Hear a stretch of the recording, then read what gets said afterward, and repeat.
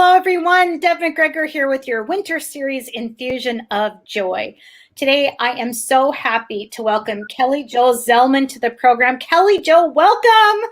Hello. Thank you so much, Deb, for having me. Oh, it's so exciting. I have to let you know that you are a hot topic in the world right now because everybody wants to regain peace with their body and everybody is talking about ditching diet culture. So it is so perfect that you're here, especially as we're just coming out of the new year and people want to talk to you. Now, let's let people know that you do know what you're talking about. You are a registered dietitian and nutritionist. In addition to that, you are also an intuitive eating counselor. So what I like to say is you've sort of married the both, like you have this formal training and education on here's the food groups and here's the this and here's the that. And in addition to that, right, you added on. So I actually was kind of curious about that. What was it like to actually bring both of those things together? Yeah, that's a great question, Deb. So, I've been a registered dietitian for over 22 years now. And, in school, we learn and we were taught, this is what we're going to do. We're going to tell people what to eat and the healthy foods and how much to eat and give out meal plans. And after practicing for so many years and realizing that, I can educate people on what to eat and tell them, and that's what people really want. They want someone to tell me what to eat. But in the end, that doesn't work. We have to really look internally at our own self and our own body, because our bodies have this unique, beautiful way of telling us what we're hungry for, and what gives us satisfaction. And someone can't necessarily tell you how to do that. Intuitive eating is basically what it is a self-care framework. It takes into account how to nourish your body with foods that taste good and feel good to you, but it also really dives into kind of our psychological and our emotional needs. And so everybody has a unique story with food in their body. And you're exactly right. Right now with the new year, everybody's kind of the buzz about maybe wanting to lose weight. That's kind of one of those number one things that people want to do. And I would challenge and invite people to look at things a little bit differently and maybe put weight loss on the back burner, and maybe think about looking at some other ways to regain peace with food in your body. Yeah, let's talk a little bit about this because I think we make up a lot of things about food. Like we all have belief systems around food. One of the ones that actually just came up for me right away was the Clean Plate Club, that you have to finish all the food on your plate. It doesn't matter if you're full or not, you're going to join the Clean Plate Club because there's starving kids somewhere else. So we need to do that. And I know that was one that I grew up with. And so I know that I definitely was overeating at a certain point just because, I had to be in the Clean Plate Club because this is what I was told to do.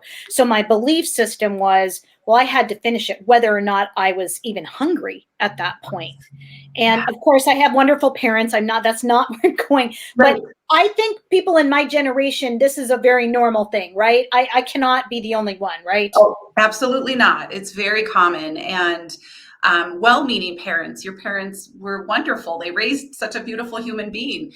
They didn't know that was presenting itself to be problematic. That was, like you said, it was a generational thing. And there's still the idea that, sometimes we tell kids they have to eat so many bites before they can have their dessert or before they can do something. And that's kind of along those same lines that what that's doing is really altering our own sense of fullness and hunger, and it's kind of rewiring it, or we get confused by those messages because then we're not listening to our internal signals of hunger and fullness, and we're listening kind of to what I call the food police, or what intuitive eating kind of calls that, is the food police. It's listening to these messages rather than our bodies. So really, when we quiet those messages down and we tune into our bodies, just like little kids, they know when they're full and they know when they're hungry. They know what they want to eat because they listen to their bodies.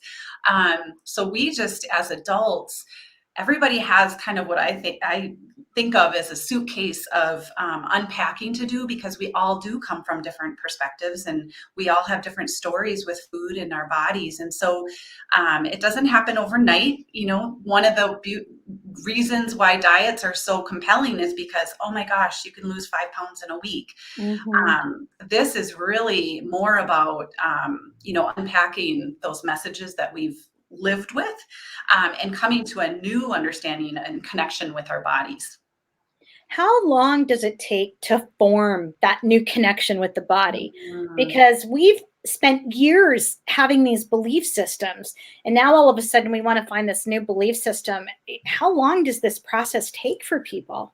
Yeah, that's the $1,000,000 question. It's really a personal journey. It's really unique to the individual and the person. And I have clients that I've worked with for um, you know their years. I mean, really, because there's a lot that we're constantly inundated with, and it might be that getting, it's not like you just automatically someday reach that destination. It's kind of a continuing process, and learning to deal with our thoughts and our emotions and how to meld that with food does take time. So it's very different from a prescriptive diet where, here, take this home and eat these foods and you're going to be healthy. This is more of a whole change in your thought process, and also applying that to your daily life. But I think the benefits of that are, not only are you connecting and making peace with your body and food, but you also are more aware of yourself in the world itself, because so much of, we place so much identity on our bodies and what that says to the world, when it's really about what's inside. So it's just a beautiful process, and that's why I love working with people that have struggled over the years, over their lifetime. It's sometimes frustrating because people do want change and they want to see that happen, but um, it's a practice in patience. Yeah, you bring up the magic word patience.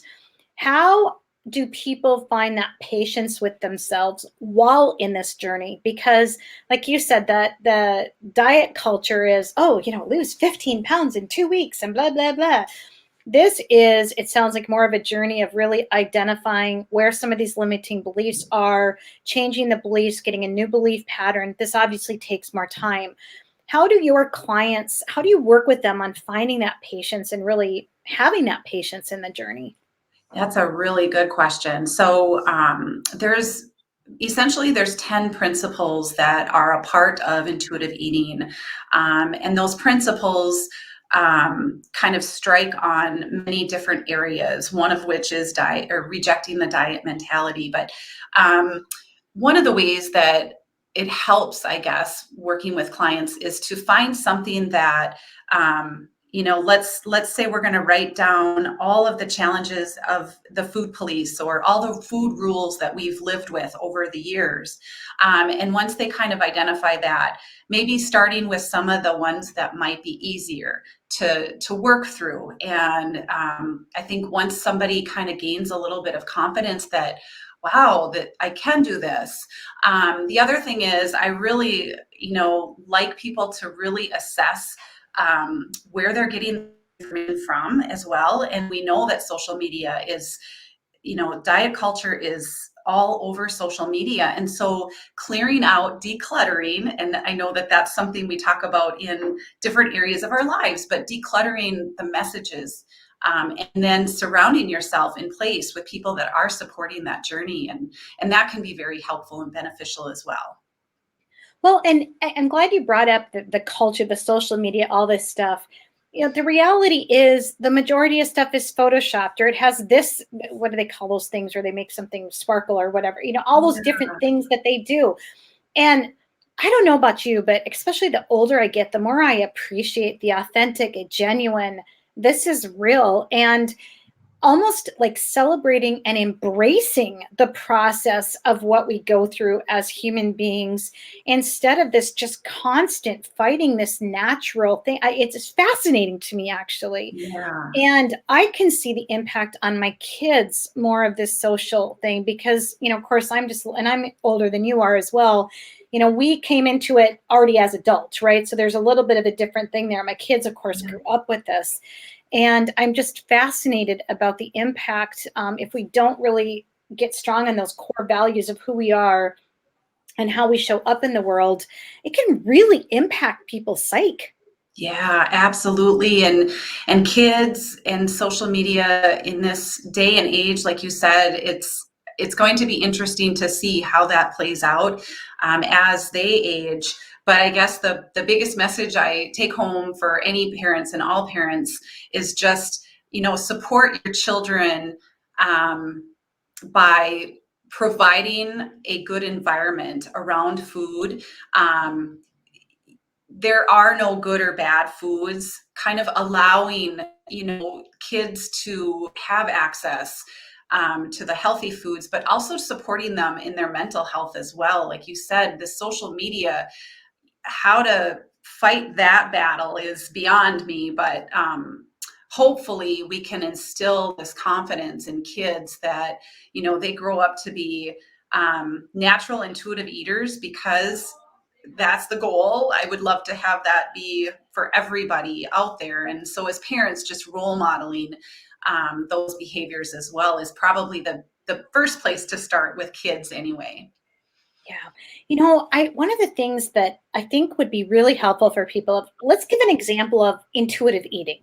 Okay. So I get up in the morning and here's Kelly Jo in my ear going, Doug, let's focus on intuitive eating today. What does intuitive eating look like? Oh, that's such a great question. Well, I guess I could just maybe start by saying it's going to look different every day. Um, so let's just use today, for example. Going live on Facebook is a little bit intimidating for someone who doesn't maybe naturally feel comfortable doing that. So today I'm feeling different than I do on different other days. And that might look different to what I want to eat. Our, again, kind of tying our emotions and our mental state of where we are definitely drives our food choices, and choosing foods that just sound good at the time, and that you feel good when you eat them. But then there's other times where you really want something that's going to be a comfort food, and so there's a place for all the different foods. But intuitive eating is really just identifying with, yeah, that sounds really good, I think I'll have a whatever it is. So it really looks different, but it's really honoring what it is you want. It's not telling yourself I shouldn't have that today, or that's so getting rid of those food rules. That's kind of the first thing with intuitive eating, is to kind of challenge those beliefs and those voices. So it's going to look different based on what you have going on during the day or in your life at that time. I think COVID has been obviously there's silver linings in a lot of things, but one of the things is eating more at home. So I think families and people in general have been eating more foods at home. And so it's really fun to experiment with different foods too, and find out what you like and what you don't like. And Yeah. yeah. Well, I got really curious. So, of course, I'm all curious about, so you knew you had a little higher stress level today. Did you notice that your body was oscillating towards more carbs or more, right? Because Yeah. that tends to be how the body reacts in stress, right? Yeah. It's just, I find this fascinating. So, what I love on the no rules around food is, so if I wake up in the morning and I feel like having a hamburger for breakfast, instead of going, okay, that's not a breakfast food, what are you thinking? There's an honoring that's going on of my body, for whatever reason, wants a burger this morning. So maybe it's okay to have the burger this morning. I love this, because here's what I know just from my personal journey, because this has obviously been a huge journey for me, is that when I deprive myself, my body actually goes into a different protective mode. And Mhm. that one thing I identified in my own journey is that because of all the deprivation and all the shoulding, I should this, I shouldn't this, and some of the limiting beliefs, I actually was whole. I held weight for a long time. Yeah, And learning how to identify some of this has actually allowed my body to start releasing some weight because it doesn't feel deprived anymore. right. And it's counterintuitive, isn't it? Absolutely. Yeah. The more we think about food, and like you said, the moment when we start restraining and restricting for whatever reason, our body will go into what you said, that protective mode. Our cells need fuel. Our body needs fuel. So that in and of itself is going to precipitate you wanting to eat and crave more foods because you're not allowing your body to have the fuel and nourished in the first place. So it's a very kind of vicious cycle that we might get into. And then over time, like you said, that does increase stress levels and cortisol and hormones. And so you're kind of in this constant state of high stress mode because of your thoughts and feelings. So just again, kind of putting that on the back burner, wow, that stress level comes down, you're honoring your body, just things start to work better together. It's just a beautiful melding of the physical and the psychological needs of our body. I'm really glad you brought up fueling the body. One thing I love about your business, Nourishing Ways, is that there's a focus on nourishing the body. And when you nourish the body with the right foods, number one, you feel it better. But number two, when you are nourishing it and you are really intuitively listening to what the body needs and Mhm. wants, that nourishment actually does start to take away cravings, doesn't it? For the things that probably aren't as, what I hate to put a judgment on it, aren't as perceived healthy.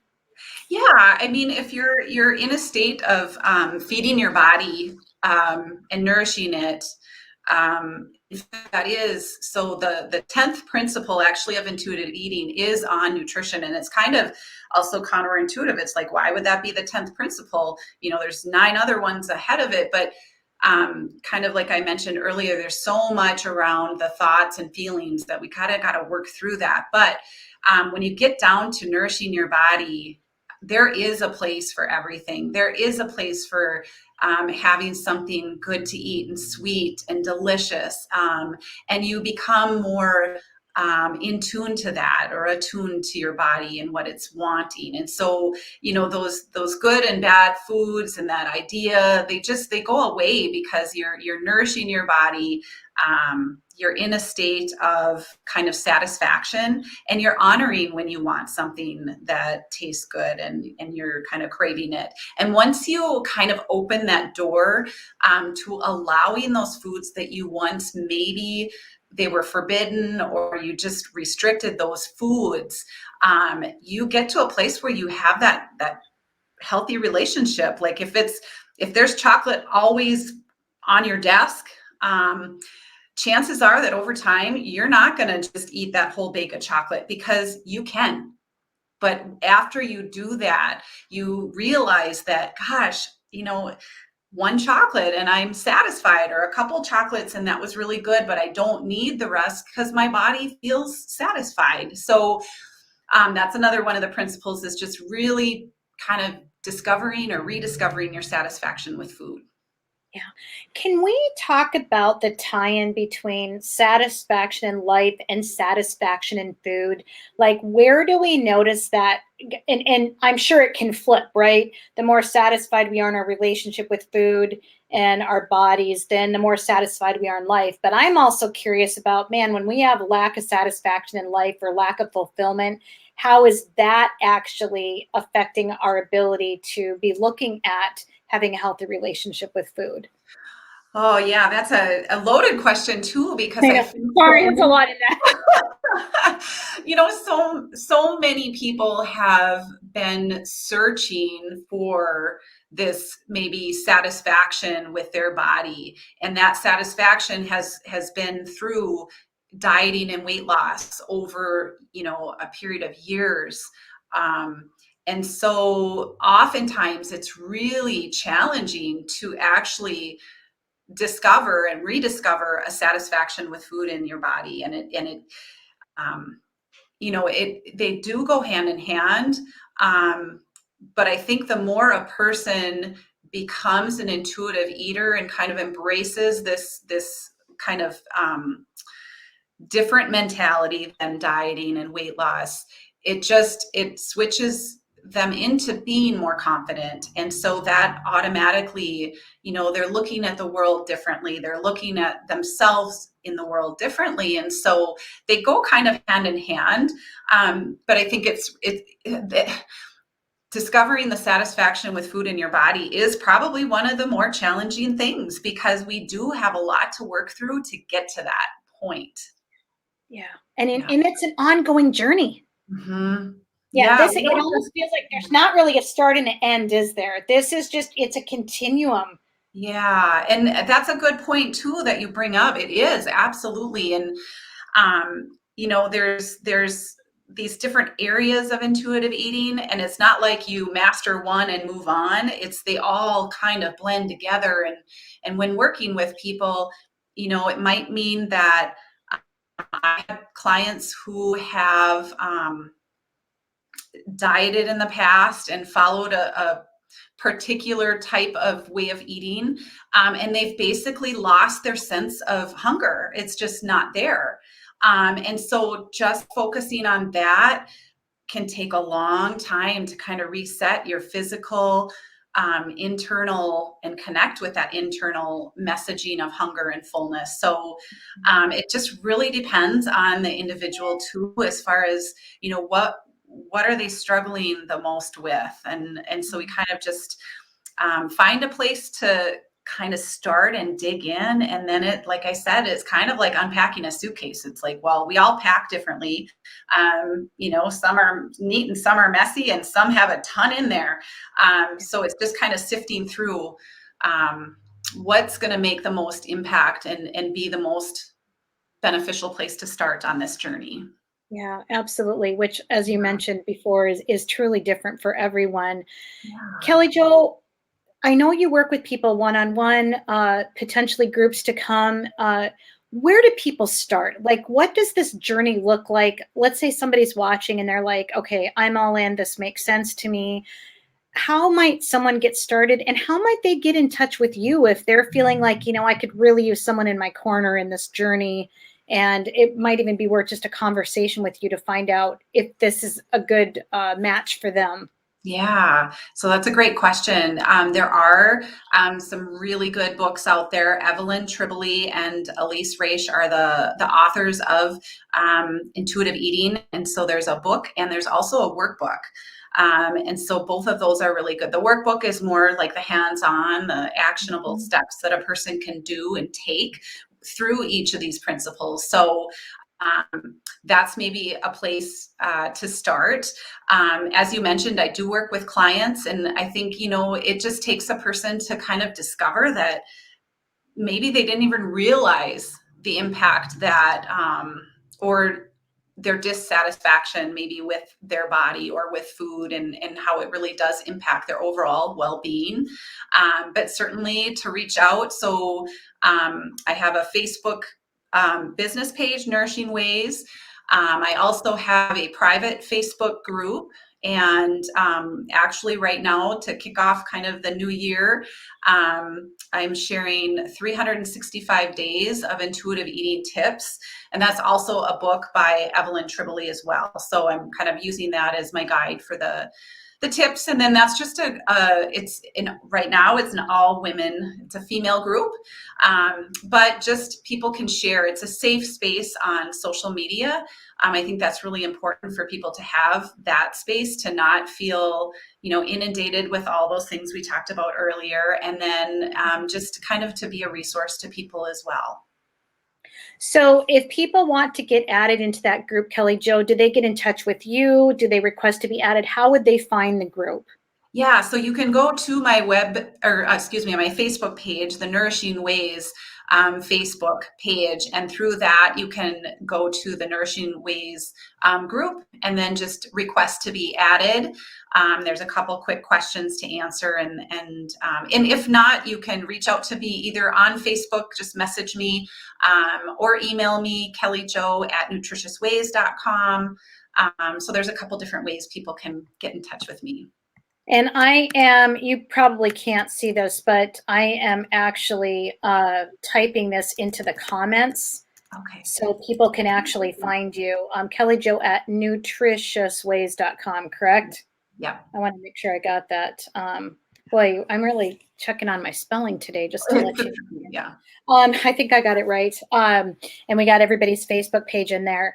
By the way, great comment from someone saying this is so informative and so good. So just wanted to let you know you're getting some feedback right now, which is awesome. Yeah. So as we get ready to close out today, what is the most helpful tip or piece of advice that you would want to give someone who is maybe getting ready to embark on this intuitive eating journey?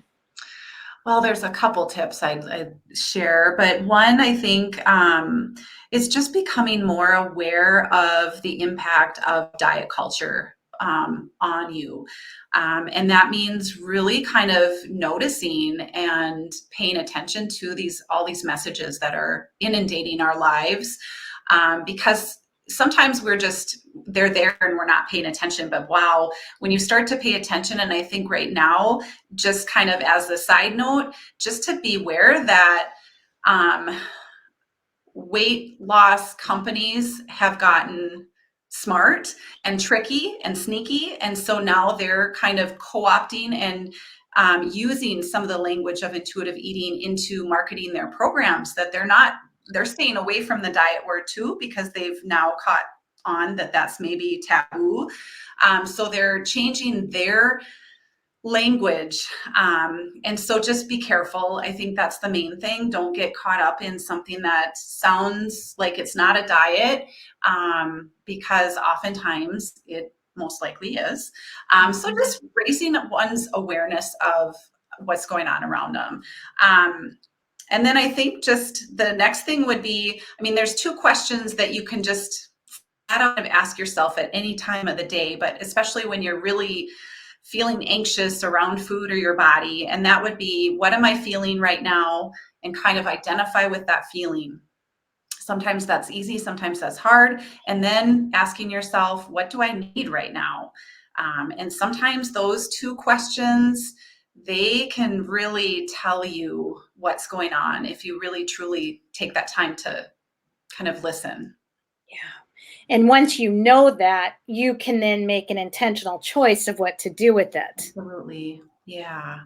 And I would make up that some of that mind shift or that mindset around that feeling in the moment is like, oh my gosh, well, of course, when I'm nervous, I want to go eat that, because this is right. Because this is we could get into a whole hormone conversation, right? There's a way bigger conversation. But what I have found in this journey is that the more aware I become, the more I'm able to make more informed decisions about my own health and wellness. And Absolutely. we didn't talk about this, but the self-compassion piece of it. Can you just speak? We have to at least talk about it before we hang up here. Right? Self-compassion. Talk to us about, how does self-compassion tie into this? Oh my gosh, it's huge. Treating ourselves with kindness. How many times do we kind of have ourselves on the back burners, and really elevating our own needs? Nourishment is self-care.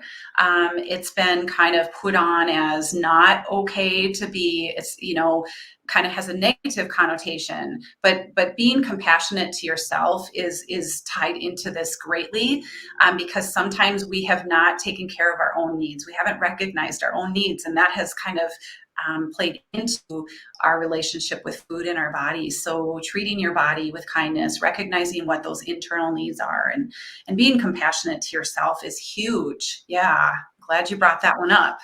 Well, how could we not talk about this? Right. Because especially as, we think about the shift that we're really talking about having here, No, we beat ourselves up too much. We do it all the time. And that is not helping us. It's just not. Right.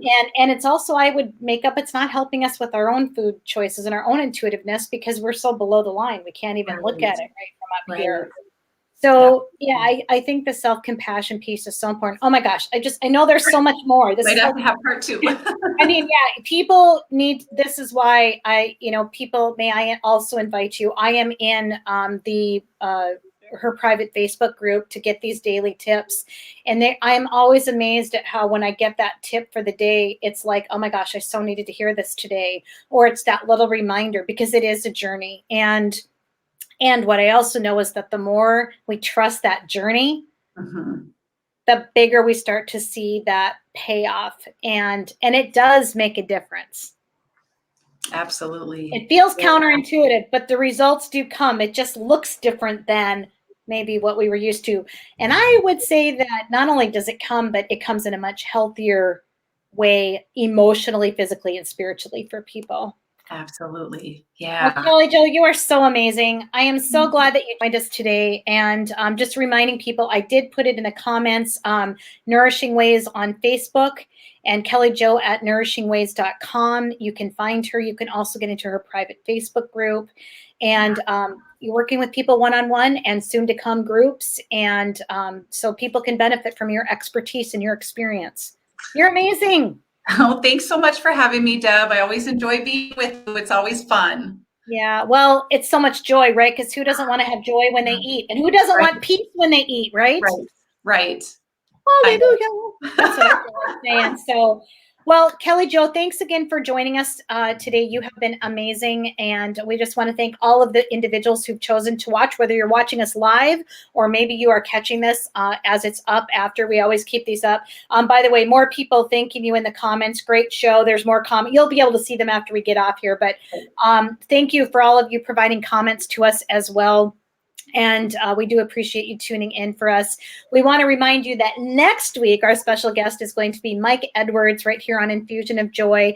And I've had several people ask me, is this the same as your radio show? No, my radio show is Live Joy, Share Joy, which is on Mondays, actually on a radio station and then put up after podcast. Infusion of Joy is just something we bring to you right here. Little added bonuses and a great way to highlight people like Kelly Jo today. So we'll see everybody again next week. Thanks again, Kelly Jo. And everybody, please remember to go out, live joy, share joy, and infuse someone else's life with joy today. Thank you so much, everyone. Bye.